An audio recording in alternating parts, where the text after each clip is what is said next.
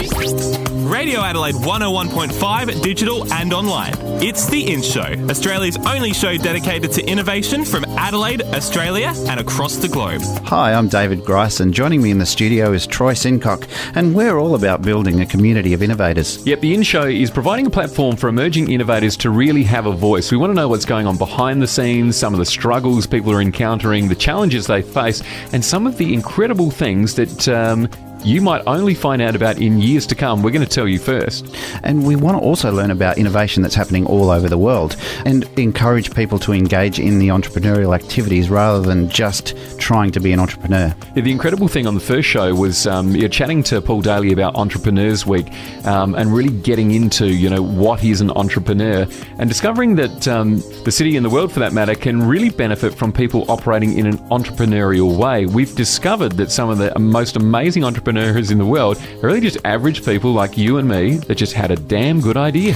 And the best part about having an idea is the fact that then they find the right people around them to actually make that idea real. Yep, you don't have to be the one that's got all the brains because we sure as hell don't. We're going to catch up with Claire in just a moment, and she's going to tell us about an incredible innovation that's going on in space right now. It was Entrepreneurs Week last week, Troy, and I got the opportunity to attend a few of the events, but got the rare opportunity actually to sit down with Suzi Sosa, who's here as a thinker in residence for the Social Capital Residency through the Don Dunstan Foundation. And Suzi's an amazing and incredible woman, and it's really interesting to hear about all of the different things that she's involved in. She's an award winner. She started the social entrepreneurship program for the University of Texas, and that was based in Austin. And I love Austin. I've been there a few times now, and just think it's the nearest thing to home that I found in America. And we're going to be joined by Matt and Luke from Novus Res, who are going to talk to us about virtual reality and how they're using virtual reality in many, many different ways. It's The In Show. We're all about innovation. You'll find us on Facebook, Twitter and theinshow.online. The In Show, in the news with Claire Murphy. Radio Adelaide 101.5 digital and online. Thanks, guys. There's more great stories to share with you this week. In the US, a teen whose mum almost died of breast cancer has invented a bra that could save millions of lives. Julian Cantu's mum was diagnosed with breast cancer for the second time when he was just 13 years old. She had to have a double mastectomy and very nearly lost her life. So, inspired by his mum's journey, he decided to come up with a better way for women to detect breast cancer at an earlier stage. He's invented a bra called Eva. So how does it work? Well, it only has to be worn for 1 hour per week. During those 60 minutes, 200 built-in sensors gather information and map the surface of each breast. They track and record information like texture, colour, temperature and blood flow. This data is then sent via Bluetooth to an app or computer, which allows the user to see if there's anything unhealthy going on. Since Julian invented the bra, he's turned 18 and has established his very own company called Hygia Technologies. Julian's work has changed the future of early breast cancer detection. An organisation called Emulate, which conducts technological medical research, will manage a new set of experiments, but this time in space. Emulate has been given $2 million by the US-based National Centre for Advancing Translational Sciences to conduct brain research on board the International Space Station. The Centre for the Advancement of Science in Space will be responsible for conducting Emulate's human emulation system. A micro-engineered environment and living brain cells attached to technological chips will be used to assess what impacts space travel has on the brain. This will help researchers understand how the hypergravity of space launch, lower oxygen levels and higher stress levels affect brain function. The researchers will also study the relationship between brain activity and inflammation to gain a better understanding of neurodegenerative diseases like Parkinson's and Alzheimer's. The area of research will focus on how a barrier that prevents unhealthy or unwanted substances from reaching the brain is negatively affected by inflammation. Troy and David, let's hope there's a few breakthroughs because this research has the potential to help a large number of people. And bringing our attention back down to earth, it's an exciting time for cities around the world, including Adelaide, as technology and digital innovation are becoming an increasingly important part of everyday life. A new report conducted by British satellite communications company Inmarsat has revealed that using Internet of Things technology is becoming a first priority for many organisations. For those who don't know what the Internet of Things is, it's said to be the next step in the revolution of the Internet. It's when everyday objects like cars, appliances and buildings are linked to computer networks so that data can be collected and stored. The implementation of the Internet of Things helps to monitor the environment, manage energy use, control events and festivals, and impacts almost all aspects of running a city. The report also found that the transportation, mining, agriculture, horticulture and energy industries have seen improvements to their service quality, health and safety measures and productivity. Adelaide is already harnessing the power of the Internet of Things with innovations such as the 10 Gig City Initiative and the installation of smart street lighting. With innovations like these, it's no surprise that some say Adelaide has the potential to become the country's leading smart city. Thanks, Claire. Well, the Internet of Things, David, that is incredibly interesting. That sensor technology that Claire was talking about, you've got a bit of an insight into that. Yeah. Look, the smart lighting thing basically works so that the lights stay dim at certain times of the night, and then as somebody walks towards it or somebody drives their car towards it, there's a sensor in there and it lights back up again. So it gives you the ability to reduce power consumption. So, of course, that's going to be massive savings in terms of bills and that sort of thing. Mm-hmm. And I mean, IoT or Internet of Things is used in so many different ways that we probably don't even realise. The way we drive our vehicles now with sat navs and all sorts of different things like that. The phones that we walk around with, that's all about connected devices, and that's what the Internet of Things really tries to embrace. And so the Internet of Things is the thing that's enabling smart cities to actually be a reality. But they're making them smart, yes. So they're making cities smarter. They become more efficient. They can save more money, and they can provide their citizens with a lot of data that they don't even know they should be looking at yet. And if we look at where IoT will go in the future, it's all about giving citizens and cities the valuable information that they need to create better opportunities, better policies, better ways of life for their citizens. And that's where smart city technology, in my opinion, is going to absolutely explode. And while this feels like a really new and exciting innovation right now, the Internet of Things in the years to come for future generations will just be a given. Normal, yeah. It's the In Show with David Grice and Troy Simcock. Up next, we'll catch up with Suzi Sosa, who is in town for Entrepreneurs Week, and she's also here as the Don Dunstan Foundation's Thinker in Residence. The In Show. It's all about innovation. Radio Adelaide 101.5 FM, digital and online. Next time you need a ride, call the official taxi partner of Radio Adelaide 101.5. Suburban taxis, warm cabs, friendly drivers, and they know Adelaide better than anyone, including Siri. Just sit back and relax while Adelaide whizzes by outside your window. You can even listen to Radio Adelaide 101.5. So if you need a ride, call Radio Adelaide's favourite taxi partner, 131 008. Suburban taxis, 131 008. Station sponsor. Radio Adelaide 101.5 digital and online. This week's influencer on The In Show. Well, Suzi Sosa's in town for Entrepreneurs Week, and she's also here as the Don Dunstan Foundation's Thinker in Residence as part of their Social Capital Residency. Suzi's the co-founder and chief executive officer of Verb, a global corporation specialising in social innovation. She created and led the social entrepreneurship program at the University of Texas in Austin, and she's been in the startup and entrepreneurship space for over 15 years. And in 2014, Suzi was awarded the Ernst & Young Social Entrepreneur of the Year Award. So thanks for taking the time to join us today, Suzi, on a busy schedule and very jet-lagged. I'd really like to know what sort of led you on the path to becoming a social entrepreneur? It was definitely an unexpected journey. When I went to graduate school for public administration, I thought I was going to serve in the government, and my first job out of grad school was actually in the U.S. Department of Commerce. My first day of work was September 10th, 2001. Wow. So it was a very auspicious time to be working in the civil service. It was actually a really negative time. And so all of the government activities that were not focused on terrorism were slowed down. So I quit my job. And that was the beginning of my entrepreneurial journey. It was 2002, and I was in Austin, Texas. I got swept up in the startup scene, actually, in a company that was working in financial services with one of the very first prepaid debit cards. And almost their entire customer base were working poor. And these were people who lived paycheck to paycheck and didn't want to have a traditional bank account because they were worried about overdraft fees. And so having a prepaid card, they knew that once the money ran out, the card would be declined, and then they would just have to wait for their next deposit. And I was completely hooked. I thought it was amazing, this idea that a business could serve disadvantaged population in a way that was solving a major problem for them, but also profitable. And so that's what led me to get excited and passionate about social entrepreneurship. Yeah, wow. Let's just talk a little bit about social entrepreneurship. And can you just explain to us a little bit, in simple terms, what that's like? We'd really appreciate your thoughts on that. Yeah, I'd be happy to.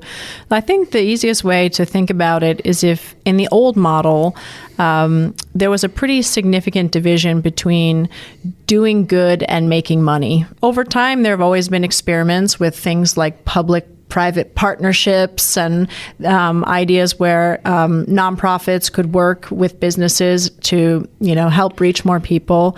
But those were some of the early precursors to what has now become social entrepreneurship. And really, at the essence, social entrepreneurship is asking the question of how do we take the best of charities and not-for-profits, which is the commitment to the community, the commitment to a mission that goes beyond making money, and the best of business, which is really about efficiency and innovation and scale, and how do we bring those two things together? It's very, very interesting when you put it in those terms.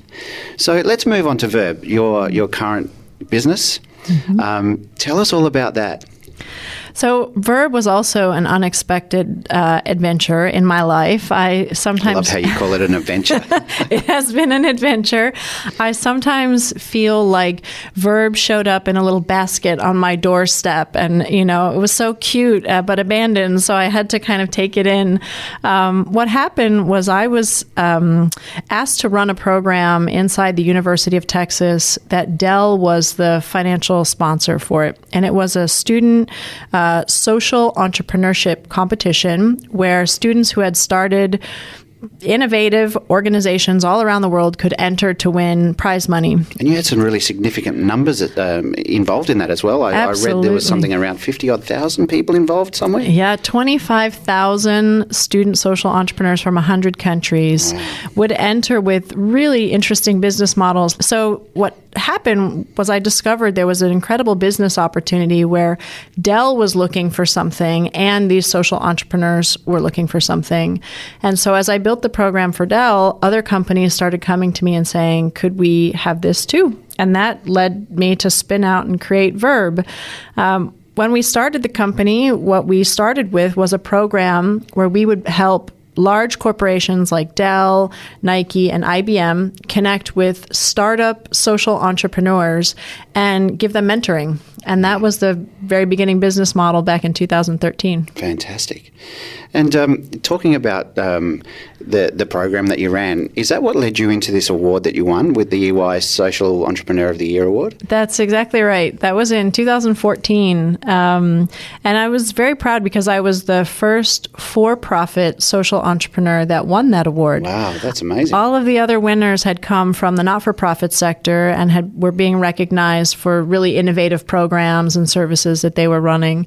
And that was the first year that the committee felt that there was a for-profit company that was worthy of receiving that award. So it was a really big honor. Radio Adelaide 101.5 FM, digital and online. It's the In Show. David Grice and Troy Sincock. It's all about innovation. And we're talking to Suzi Sosa in Adelaide as the Don Dunstan's Thinker in Residence as part of their social capital residency. Next, Suzi's going to tell us about her proudest moment in her incredible career. Adelaide is starting to be recognised as a smart city, nationally and globally. The City of Churches is rapidly gaining a reputation as the city for innovation. Smart city innovation is becoming a big part of our future. The Adelaide Smart City Studio is supporting people that are creating new smart city products and services for global markets. What we've taken for granted is now being embraced by residents and visitors alike. Station sponsor, Adelaide Smart City Studio, creating opportunities. Radio Adelaide 101.5 FM, digital and online. And we're talking to Suzi Sosa, who was here for Entrepreneurs Week. Suzi was winning the Ernst & Young Social Entrepreneur of the Year award. Your proudest moment?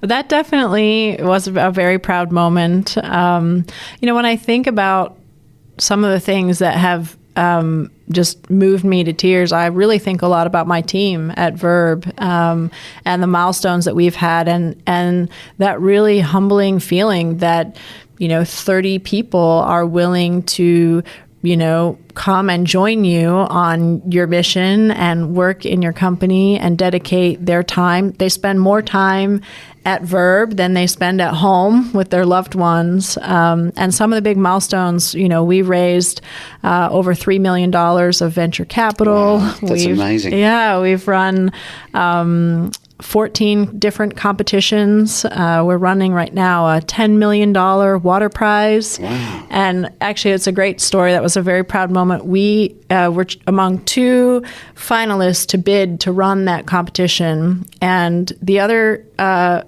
bidder was Deloitte. Oh. So here was my little company at the time. We were 6 employees bidding against Deloitte to run a $10 million prize for the Everglades Foundation in Florida around clean water. And when we won that bid, that was a really proud moment too. Absolutely. That's fantastic. So, Suzi, tell me about your role here in the Thinker in Residence program. How did that come about, and what are you hoping will happen as a result of it? Yeah, I'm very honored to be here in Adelaide as the guest of the Don Dunstan Foundation. They relaunched the Thinker in Residence program under the title of the Social Capital Residences. And the goal of this program now is to explore what Adelaide and South Australia could do to build a social economy. And so these types of businesses that blend social good with profit and job creation, how could we stimulate more of those in South Australia? And perhaps how could South Australia become a social innovation capital in the world? So my objective being here is to meet with different groups in South Australia to participate in events and to hopefully synthesize some insights and recommendations about what the state could do to build up the social economy. So what do you think of the Thinker in Residence program? Well, I think the Thinker in Residence program has already proven itself in South Australia to be a very powerful catalyst for innovative thinking. You were involved in the music and technology one Yes. many years ago.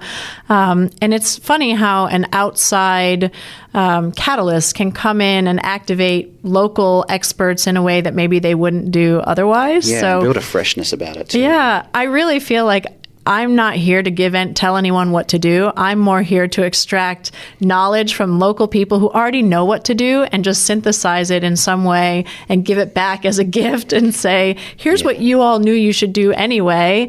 But hopefully it becomes a spark and a catalyst to real action. And are you seeing these anywhere else in the world?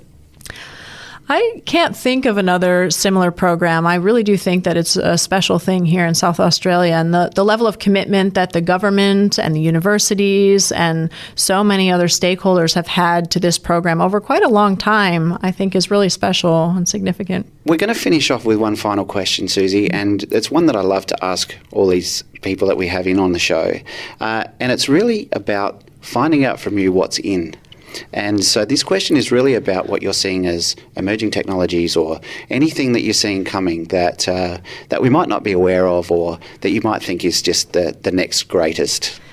Well, I think you'll be a little bit surprised by what I think is in right now because it's not a technology. I think it's actually mindfulness and meditation. And that has become especially relevant for me as my company has started growing and having growing pains, where I've learned the value of just breath and emotional control and non-attachment. It's helped me to become a better leader, a better entrepreneur. And so I really think that in the same way that yoga went from being a hippie thing to being a mainstream thing, that there's going to be a new wave of the same phenomenon around mindfulness and meditation. That's really interesting too, because it's also about the value of self in this and making sure that you're continually fed and refreshed and all of that. And mindfulness is definitely part of that mix. Well, it's also, ironically, about detachment from the self, which I Right. believe is one of the core components of servant leadership and this next era of purpose-driven companies. So if we can learn how to harness the self to give us drive and the same warrior spirit of business that helps us grow our companies and achieve scale, but we can also detach from the self and become a servant leader and not be in it just for making money or feeding the ego, then I think we can achieve this new kind of organization. Can we just expand on the servant leader? Because I really love that concept. Can you just share with us a little bit about what you feel that is? A servant leader is someone who acknowledges that your role is to be the leader, but simultaneously believes that the leader is no more important than any other role in the organization. And I understood that the most clearly when I was once invited to attend the New York Philharmonic Orchestra. And I watched the conductor come out on stage, and I really reflected on the relationship between the conductor and the musicians. The conductor probably doesn't play any of those instruments as well as the musicians that are on Exactly, stage. yeah. And yet the conductor is essential because he or she is the person who hears all of the music, how it's supposed to fit together. And that's when I understood what a servant leader was, that my gift was to be able to hear all of the music and how all the different talents in my company fit together and play as one incredible, orchestra and an ensemble. And my role is really there to help them do what they do better, to bring the best out of them and to help them maximize their potential. I love that. And that's a perfect end to our interview. I really appreciate you being here and talking to us, Suzi, and sharing your insights. We hope you really enjoy your time here in Adelaide, but also that the Thinker in Residence program that you're very much a part of here is just going to be something that really opens up new opportunities and doors, not only for South Australia, but for yourself as well. So thanks again for coming. Thank you. Thanks for having me here. Radio Adelaide 101.5 FM, digital and online. You can check out all the In-Show's interviews in full at theinshow.online. Radio Adelaide 101.5 digital and online. The In-Show Innovator of the Week. Thanks to our sponsor, Adelaide Smart City Studio. Australian virtual reality developers for training, education, simulation and entertainment, Novus Res, are based at St Paul's Creative Centre. Their team's comprised of software engineers, 3D artists and game developers, and Matt and Luke Wilson from Novus Res join us now. Welcome, guys. Now, fellas, tell us how it all began for you. I've always had a long desire to run my own business. When I moved back to Australia about 7 years ago Where now. from? I was in the UK. For how long? I spent about 10 years over there. Wow, cool. Developing some IT skills and with the hope of being able to get enough to come back and start a business. When I came back, Luke and I got together and started writing code. Well, you've been together for quite a long time, haven't you, given that you're brothers? Indeed, yes. What led you down the path you've taken?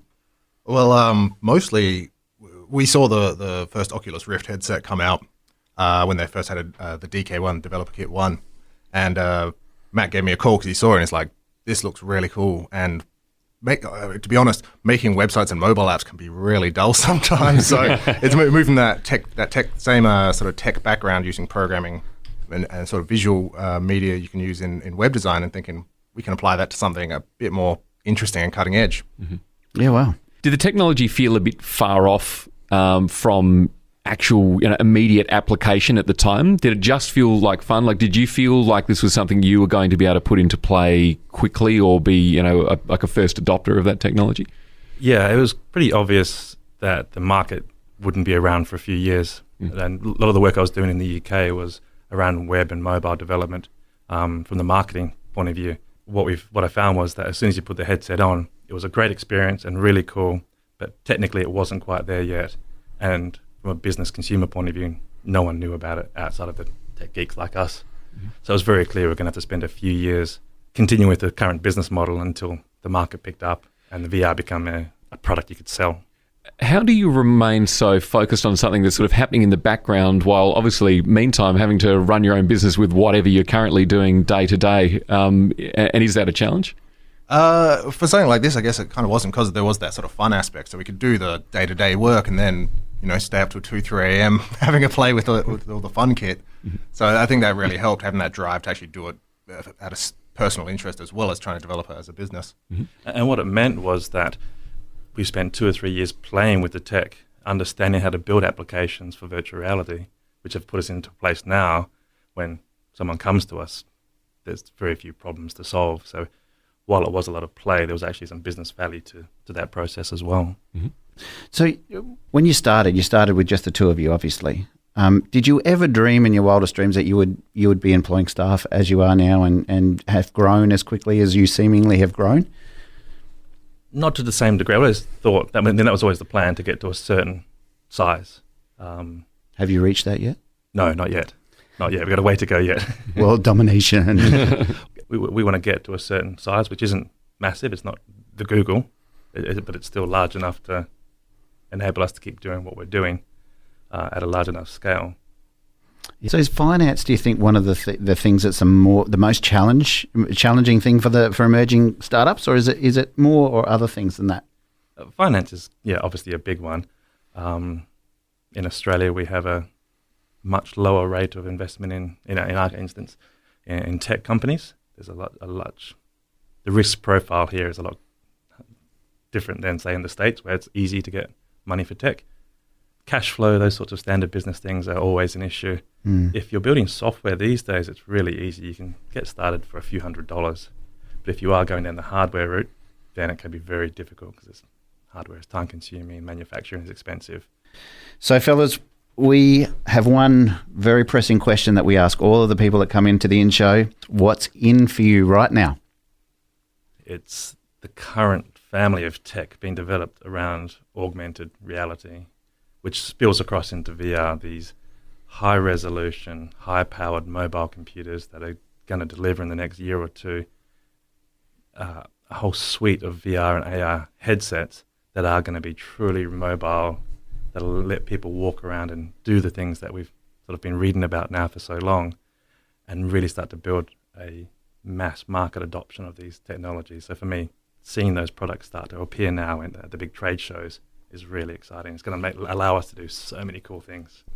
Fantastic. Well, Luke and Matt from Novus Res, thanks so much for joining us on the In-Show. Thank you for having us. It's been fun. Thank you. Radio Adelaide 101.5 digital and online. What's in Adelaide, in Australia, and innovation? Here's a few highlights of what's in store this week.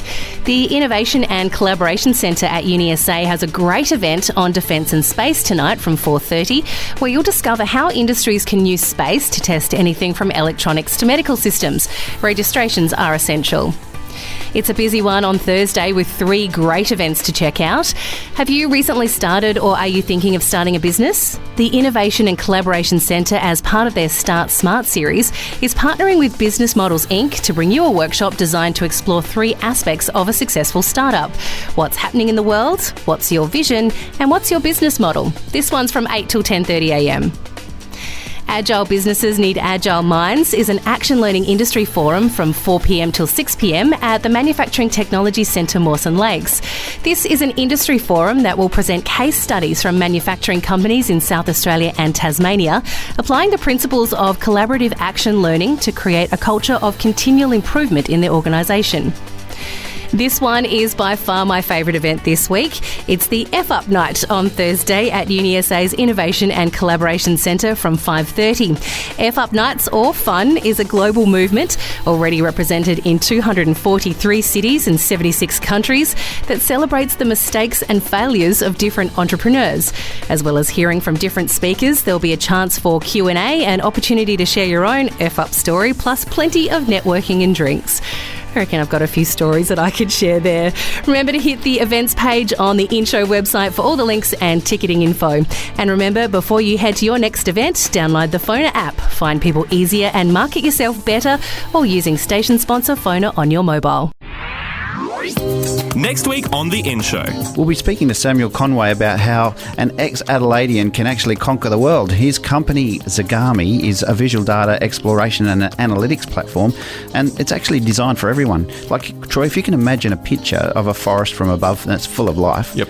What if I then gave you the information on every single plant, every tree, every flower, every animal, insect, weed, anything? How could you make any sense of any of that? That's actually possible. It is possible, and these guys, Zagami, have a visual data exploration tool that makes that impossibility happen. Can't wait for that one. You know when you go to all these events and networking functions and you sometimes feel like a bit of a loner and you've got no one to talk to? Absolutely happens all the time. Particularly for you, I would say. Yes, absolutely. Well, next Monday, our Innovator of the Week will tell us how his platform can connect you in those situations. And as usual, Claire will be bringing us news from around the world and highlighting all the cool events that are going on. So make sure you check out the inshow.online website where you can sign up, you can listen to the podcast, find out about all the guests we've got coming, and also remember to follow us on Facebook and Twitter. If you have any stories to share or you've got any other ideas, make sure you submit these via the online form. Well, that pretty much wraps up the show again for this week. We look forward to chatting to you again on the In Show next week.